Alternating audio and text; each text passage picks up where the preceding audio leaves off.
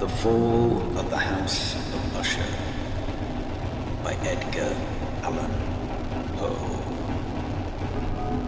Son court et un lutte suspendu, sitôt quand le touche et horizon de Béranger. During the whole of a dull, dark and soundless day in the autumn of the year, when the clouds hung oppressively low in the heavens, I had been passing alone on horseback through a singularly dreary tract of country, and at length found myself as the shades of the evening drew on, within view of the melancholy House of Usher. I know not how it was, but with the first glimpse of the building, a sense of insufferable gloom invaded my spirit. I say insufferable, for the feeling was unrelieved by any of that half-pleasurable because poetic sentiment with which the mind usually receives even the sternest natural images of the desolate and terrible.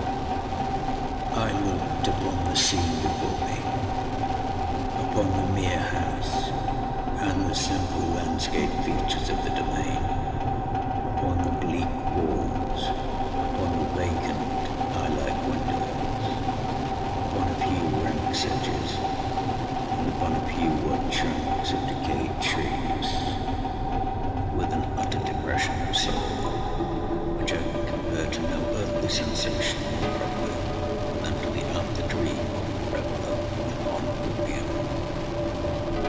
The bitter lapse to everyday life, the hideous drawing off of the veil, there was an iciness, a sinking, sickening of the heart, an unredeemed dreariness of thought which no goading of the imagination could torture into aught the sublime.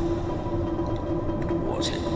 Do I pause to think what was it that so unnerved me in the contemplation of the House of Usher?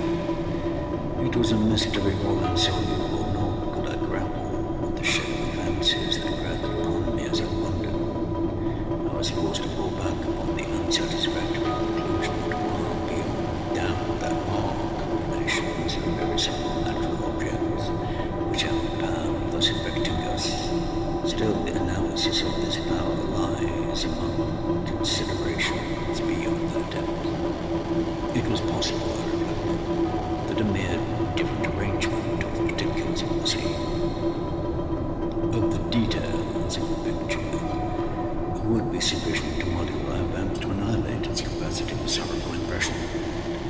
Acting upon this idea, I reined my horse into the precipitous brink of a black and lurid tarn that lay in unruffled cluster by the dwelling, and gazed down into the shadow even more thrilling than before, on the remodelled and inverted image of the grey sedge, and the ghastly tree stems, and the vacant and eye-like windows. Nevertheless, in this mansion of gloom, I now propose to myself a sojourn of some weeks. Its proprietor, Roderick Usher, had been one of my boon companions in boyhood. Good many years had elapsed since our last meeting. A letter, however, had lately reached me in a distant part of the country, a letter from him, which, in its wildly importunate nature, had admitted of no other than a personal reply. The manuscript gave evidence of nervous agitation.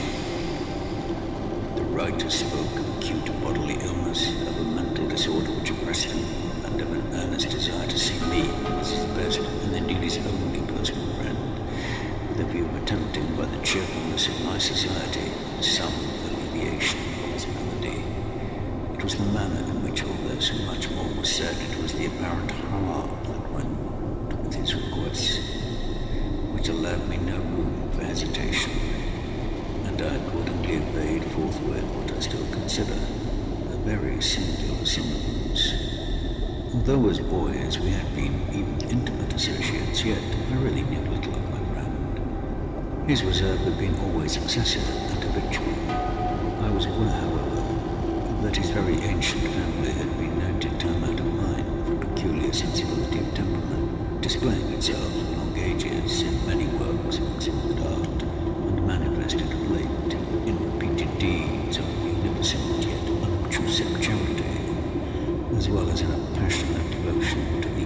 masses, perhaps even more than to the orthodox and easily recognizable beauties of musical celebs.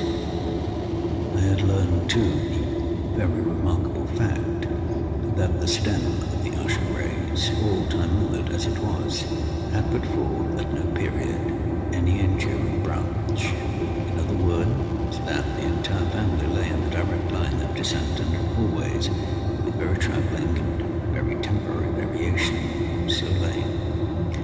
It was this deficiency I considered while running over in thought the perfect keeping of the character of the princes with the accredited character of the people, and while speculating upon the possible influence which the one, in the long lapse of centuries, might have exercised upon the other. It was this deficiency, perhaps, of collateral issue and the consequent undeviating transmission from sire to son of the patrimony with the name which had, at length, so identified the two as to merge the original title of the estate in the quaint and approvable appellation of the House of Usher, an appellation which seemed to include, in the minds of the peasantry who used it, both the family and the family mansion.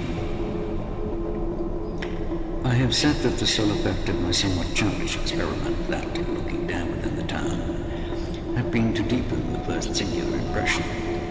There can be no doubt that the consciousness of the rapid increase of my superstition, or why should I not so term it, served mainly to accelerate the increase itself.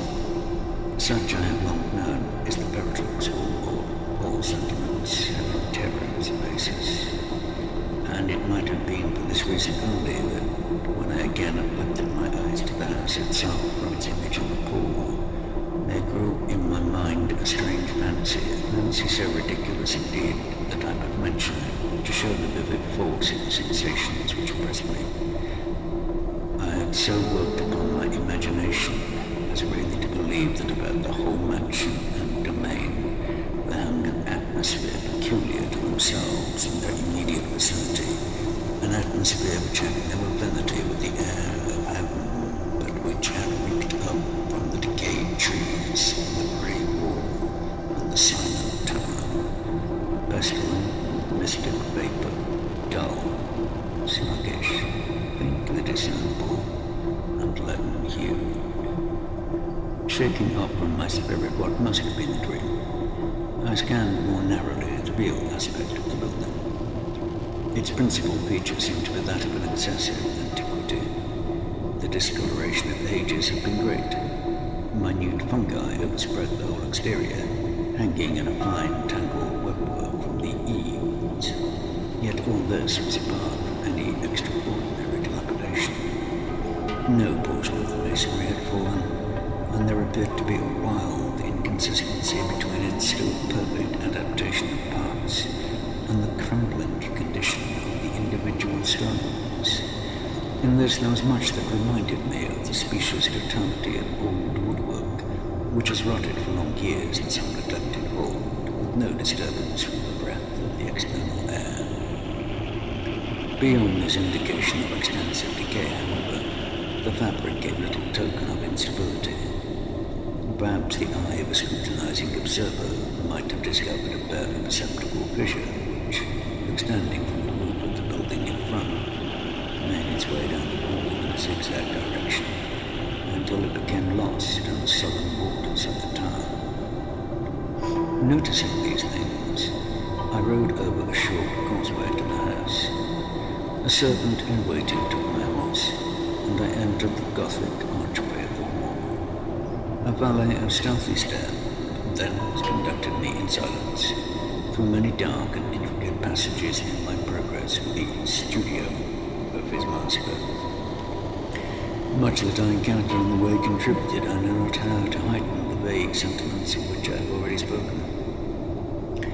While the objects around me, while the carvings of the ceilings, the somber tapestries of the walls, the ebon blackness of the floors, and the phantasmagoric armorial trophies which rattled as I strode, were but matters to which, or to such as which, I had been accustomed from my infancy. fluency. While I hesitated not to acknowledge how familiar was all this, I still wondered to find how unfamiliar were the fancies which ordinary images were stirring up. On one of the staircases, I met the physician of the family. His countenance, I thought, wore a mingled expression of low cunning and perplexity. He accosted me with trepidation and passed on. The valet now threw open a door and ushered me into the presence of his master. The room in which I found myself was very large and lofty. The windows were long, narrow, and pointed, and at so vast a distance from the black oaken floor as to be altogether inaccessible from within. Feeble gleams of encrimsoned light made their way through the trellis of panes, and served to render sufficiently distinct the more prominent objects around. The eye, however, struggled in vain to reach the remoter angles of the chamber, or the recesses of the vaulted and fretted ceiling. Dark draperies hung upon the walls. The general furniture was profuse, comfortless, antique, and tattered. Many books and musical instruments lay scattered about, but failed to give any vitality to the scene. I felt that I breathed an atmosphere of sorrow, an air of stern, deep, and irredeemable gloom hung over and pervaded all. Upon my entrance, Usher arose from the sofa on which he had been lying at full length, and greeted me with a vivacious warmth which had much in it, I at first thought, of an overdone cordiality, of the constrained effort of the ennuyé man of the world. A glance, however, at his countenance convinced me of his perfect sincerity. We sat down, and for some moments while he spoke not, I gazed upon him with a feeling half of pity, half of awe. Surely man had never before so terribly altered in so brief a period as had Roderick Usher. It was with difficulty that I could bring myself to admit the identity of the one being before me, with the companion of my early boyhood. Yet the character of his face had been at all times remarkable. The cadaverous massive complexion, an eye large, liquid, and luminous, beyond comparison. Lips somewhat thin and very pallid, but of a surprisingly beautiful curve. A nose of a delicate Hebrew model, but with a breadth of nostril unusual in simple relations. A finely molded chin, speaking in its want of prominence, want of moral energy.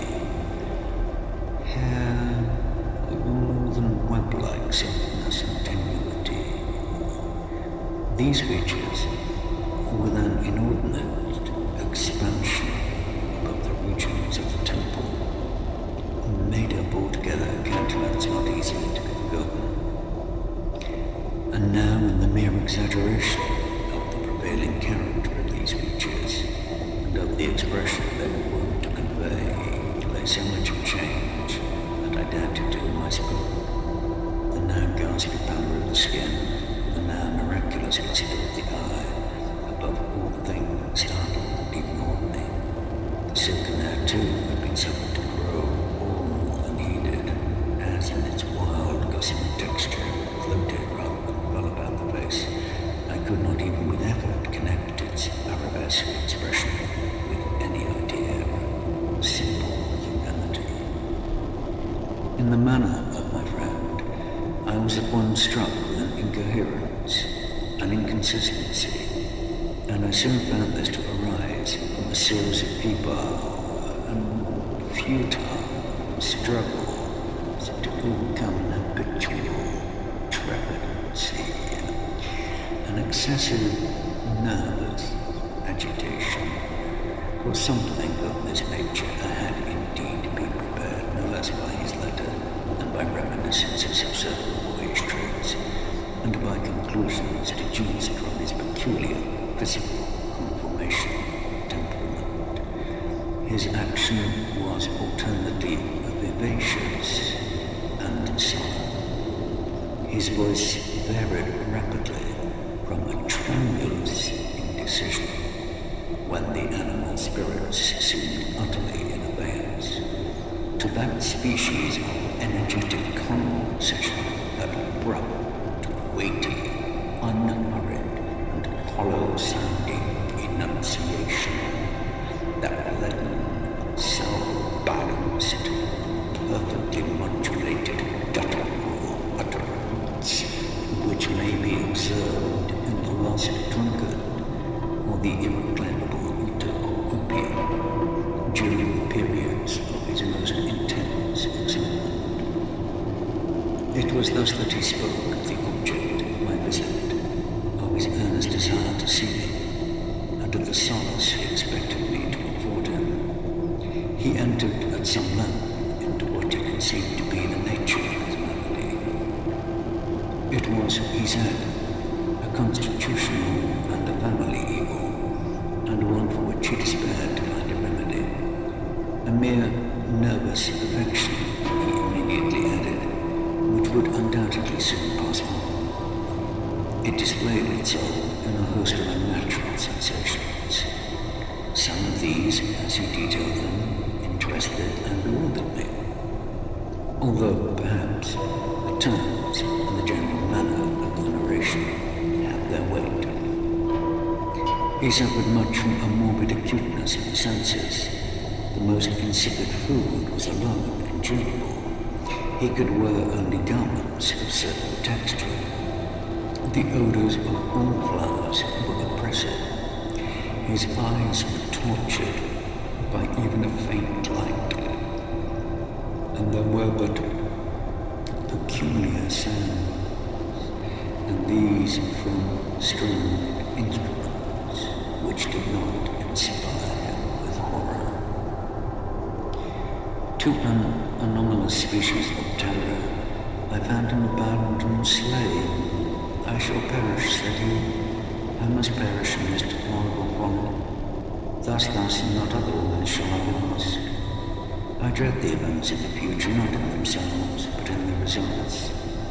I shudder at the thought of any, even the most trivial incident, which may operate upon this intolerable agitation of soul.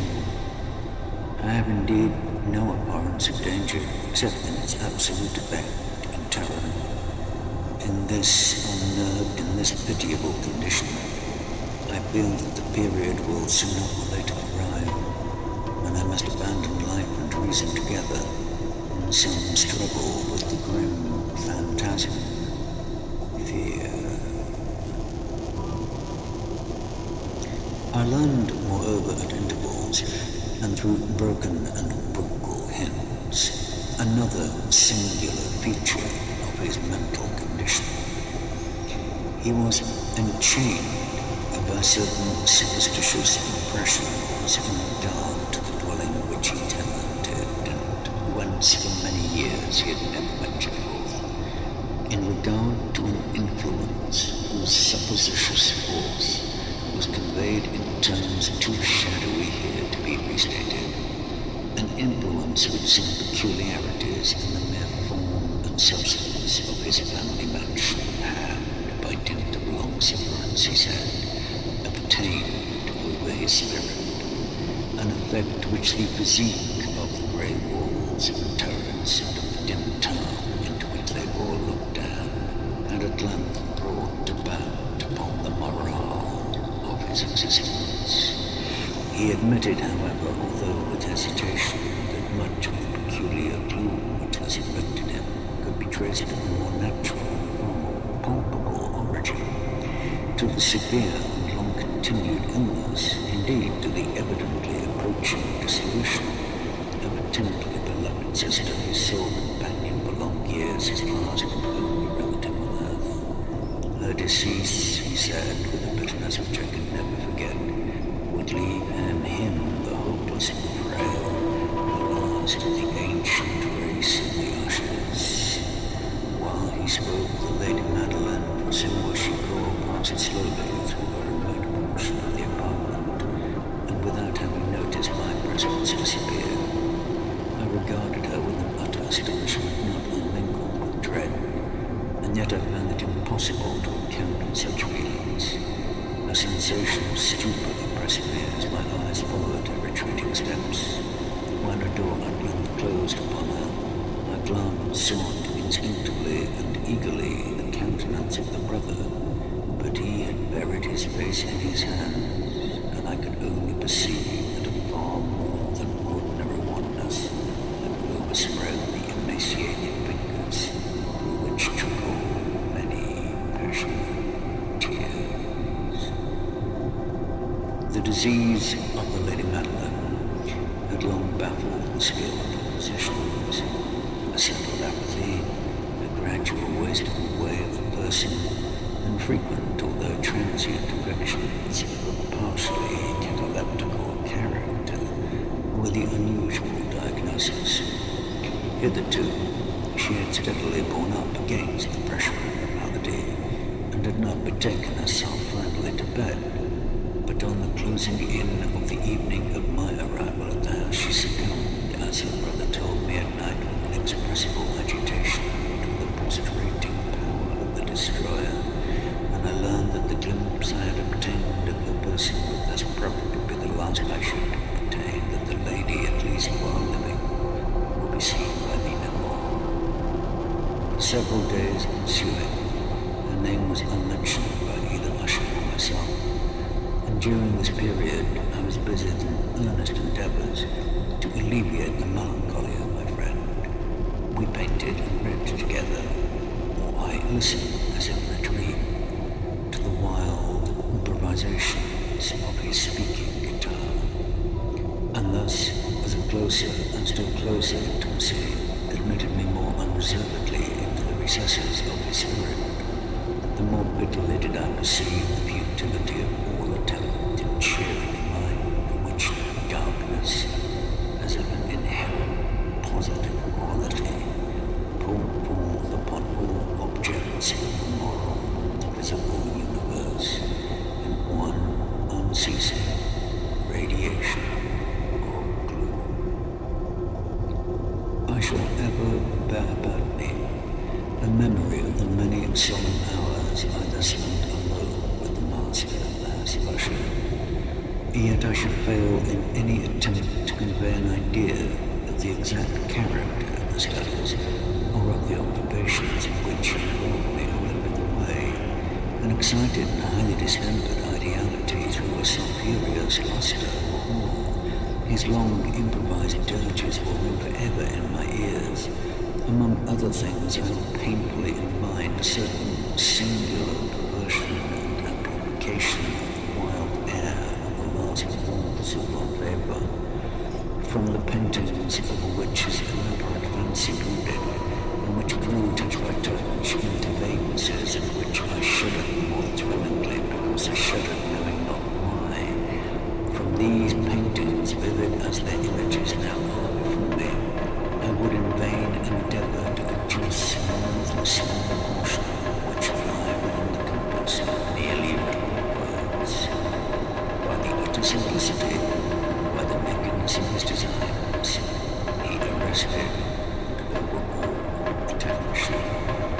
If ever mortal painted an idea, that mortal was Frederick Usher. For me, at least, in these circumstances that surrounded me, there arose out of the pure abstractions which the hypochondriac contrived to throw upon his canvas an intensity of intolerable awe, no shadow of which felt I never yet in the contemplation of the certain glowing yet too concrete rigors of Versio. One of the phantasmagoric conceptions of my friend, partaking not so rigidly of the spirit of abstraction, may be shadowed forth though feebly in words. A small picture presented the interior of an immensely long and rectangular wall or tunnel, with low walls, smooth, white without interruption or device. Certain accessory points of the design so well convey the idea that this excavation lay at an exceeding depth below the surface of the earth. No outlet was observed in any portion of its vast extent, no torch or other artificial source of light was discernible, yet a flood of intense rays rolled throughout and bathed the whole in a ghastly and inappropriate splendor. I've just spoken of that morbid condition of the Rina, which rendered all music intolerable to the with the exception of certain effects on stringed instruments. It was perhaps the narrow elements to which he thus applied himself on the guitar, which gave birth in great measure to the fantastic character of his performances. But the fervent facility of his impromptus could not be so accounted for. There must have been an allure in the notes, as well as in the words of his wild fantasies, for he not infrequently accompanied himself with rhyme and verbal improvisations. The result of that intense mental collectedness and concentration, to which I have previously alluded as observable only in particular moments of the highest artificial excitement. The words of one of these rhapsodies I have easily remembered.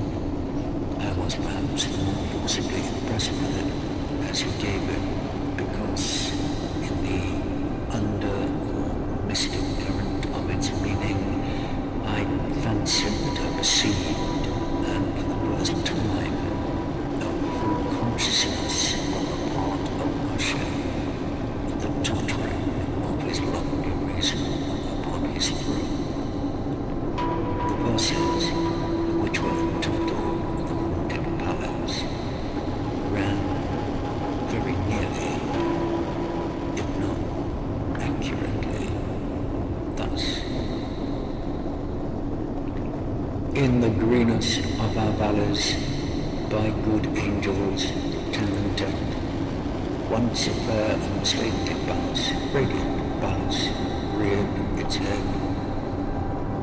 In the monarch thought's dominion, it stood there, never seraph spread opinion over fabric superb.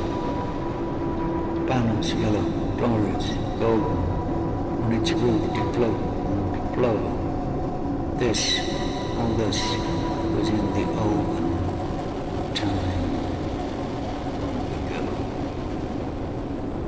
And every gentle air that dallied in that sweet day along the ramparts plumed and pallid, the winged odor went away.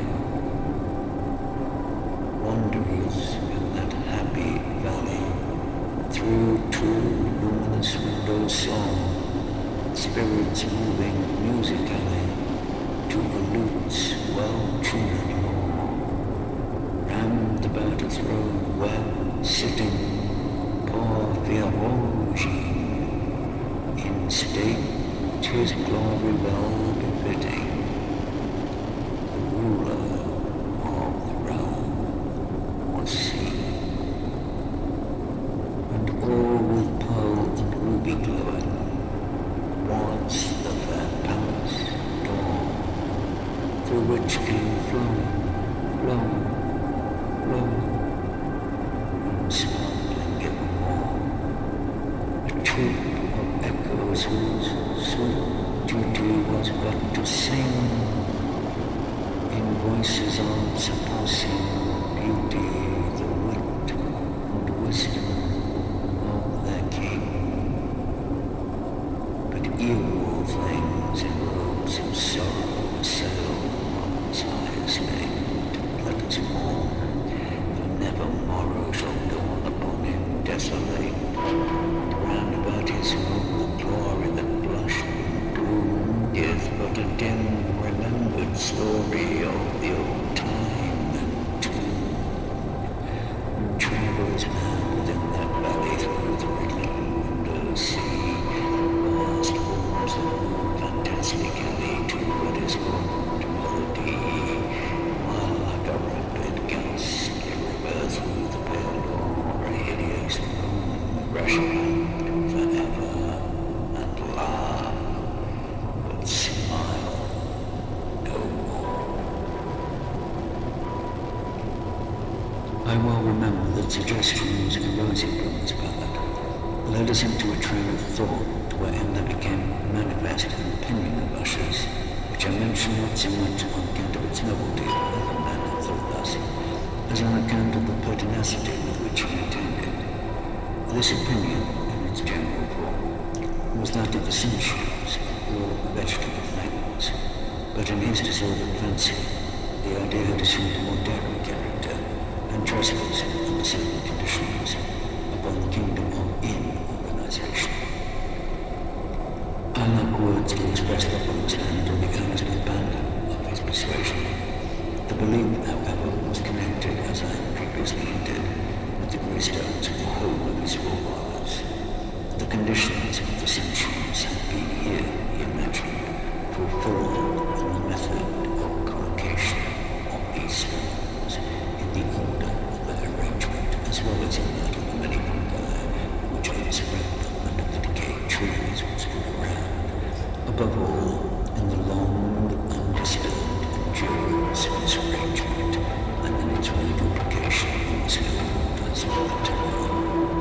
Its evidence, the evidence in the sentience, was to be seen easily, and I here started as he spoke, in the gradual yet certain condensation of the atmosphere of the earth about the waters and the walls. The result was discoverable, he added, in that silent yet importunate and terrible influence, which was sensuous and more than the destinies of his family, which made him what I now saw, what he was. Such opinions need no comment, and I will make none.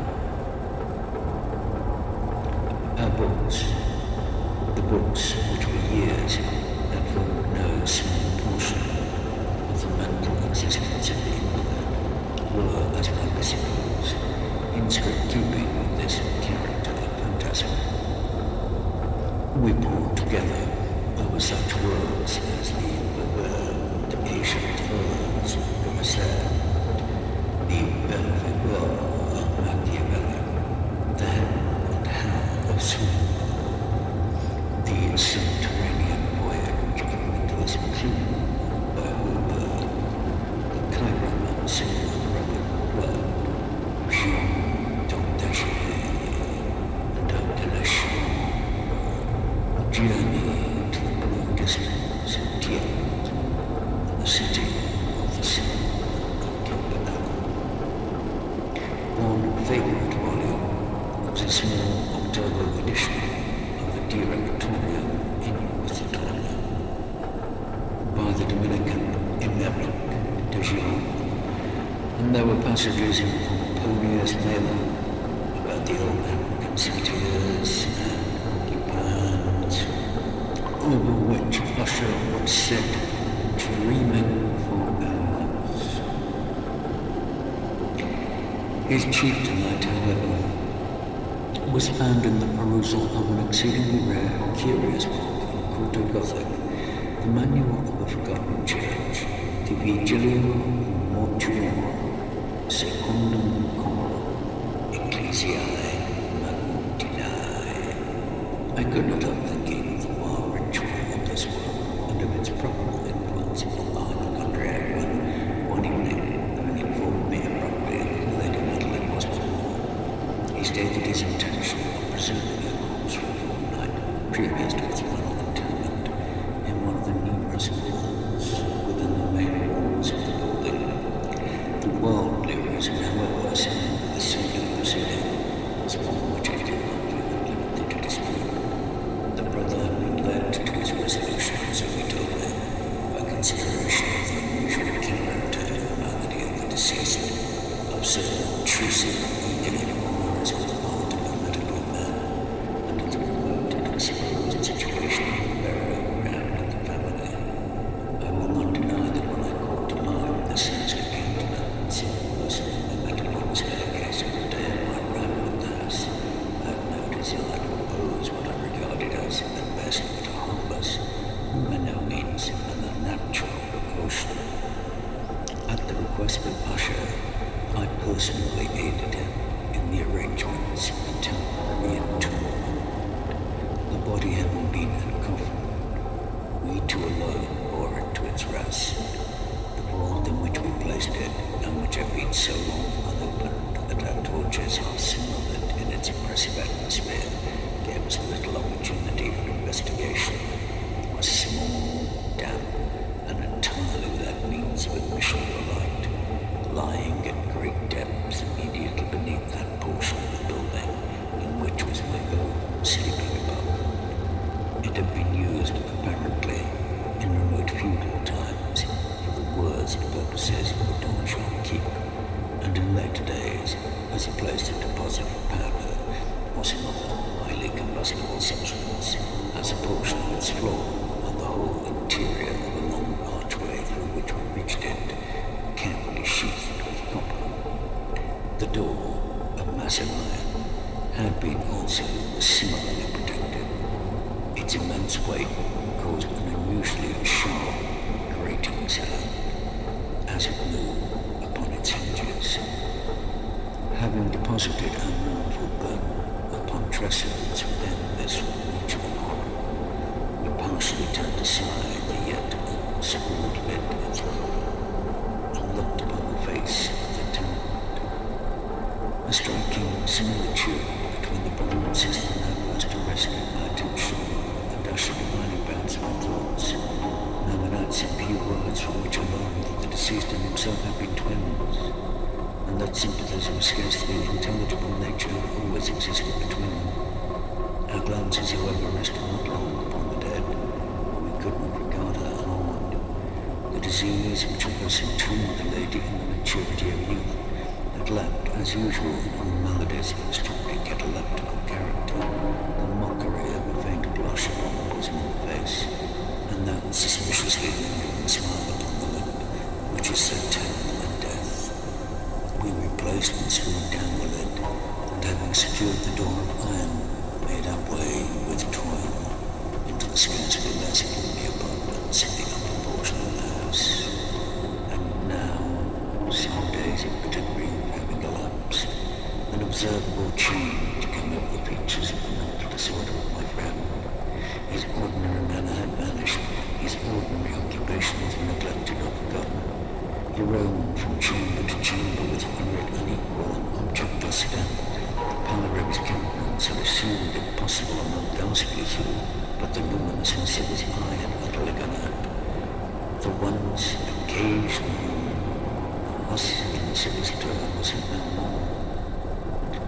Tremulous waver, as if evokes dream terror, habitually characterized his utterance, though at times, indeed, when I thought his unceasingly agitated mind was laboring with some oppressive secret to divulge which he struggled for the necessary courage. At times, again, I was obliged to resolve all into the mere inexplicable vagaries of madness, for I beheld him gazing upon vacancy for long hours in an attitude of the profoundest attention, as if listening to some imaginary sound. It was no wonder that his condition terrified, that it infected me. I felt creeping upon me by slow yet certain degrees, wild influences of his own fantastic yet impressive superstitions. It was especially upon retiring to bed late in the night on some of the 8th day, after the placing of the Lady Madeline within the donjon, that I experienced the full power of such feelings. Sleep came not near my couch while the hours waned and waned away. I struggled to reason off the nervousness which had dominion over me.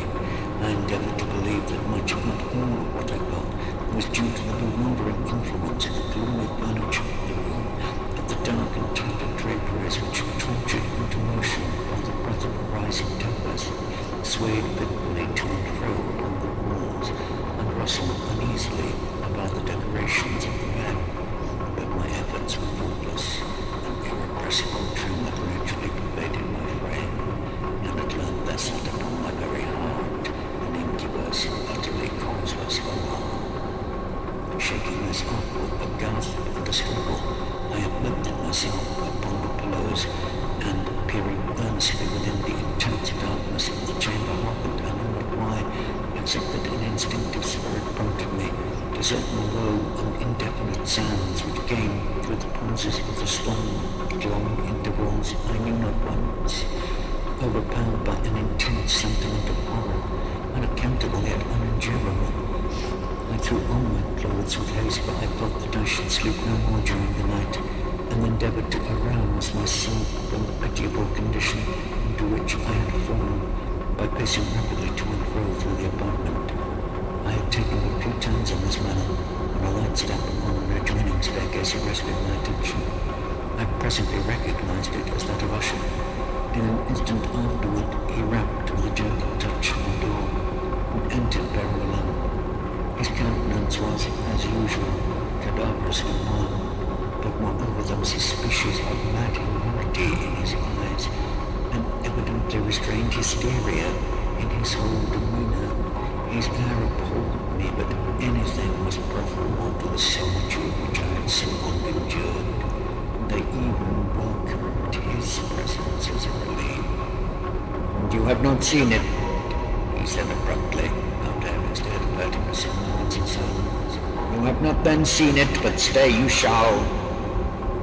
Thus speaking, and having carefully shaded his lamp, he hurried to one of the casements and threw it freely open to the storm. The impetuous fury of the entering gust yielded us from our view. It was indeed a tempestuous yet sternly beautiful night, one wildly singular in its terror and its beauty. A whirlwind had apparently collected its force in our vicinity, for there were frequent and violent alterations in the direction of the wind, and the exceeding density of the clouds which hung so low as to press upon the turrets of the house did not prevent our perceiving the light-like velocity with which they moved, careering from all points against each other without passing away into the distance. I say that even their exceeding density did not prevent our perceiving this, yet we had no glimpse of the moon or stars, nor was there any flashing of the lightning, but the undersurfaces of the huge masses of agitated vapor, as well as all terrestrial objects immediately around us, were clothed in the unnatural light of a faintly luminous and distinctly visible gaseous exhalation, which hung about and enshrouded the mansion. "You must not, you shall not behold this," said I shudderingly to Usher as I led him with a gentle violence from the window to a seat. "These appearances which bewilder you are merely electrical phenomena, not uncommon, or it may be that they have their ghastly origin in the rank miasma of the town. Let us close this casement. The air is chilling and dangerous to your brain. Here is one of your favorite romances. I will read, and you shall listen, and so we will pass away this terrible night together." The antique volume which I had taken up was the Mad Tryst of Sir Lancelot Canning, but I had called it a favourite of Usher's more in sagesse than in earnest. In truth, there is little in its uncouth and unimaginative prolixity which could have had interest in the lofty and spiritual ideality of my friend. It was, however, the only book immediately at hand, and I indulged the vague hope that the excitement which now agitated the hypochondriac might find relief, for the history of mental disorder is full of similar anomalies, even in the extremeness of the folly which I shall read. Could I have judged, indeed, by the wild, overstrained air of vivacity with which he harkened or apparently harkened to the words of the tale, I might well have congratulated myself upon the success of my design. I had arrived at that well-known portion of the story when Ethelred, the hero of the Tryst, having sought in vain for peaceable admission into the dwelling of the hermit, pursued to make good entrance by force. Here, it will be remembered, the words of the narrative ran thus: "And Ethelred, who was by nature of a doughty heart, and who was now mighty withal, on account of the powerfulness of the wine which he had drunken, waited no longer to hold parley with the hermit, who, in pursue was an obstinate and merciful turn, but feeling the rain upon his shoulders and fearing the rising of the tempest, uplifted his mace outright, and with blows made quickly room in the plunkings of the door for his gauntlet hand. And now pulling therewith slowly, he so cracked and ripped and tore all asunder that the noise of the dry and hollow-sounding wood alarmed and reverberated throughout the forest.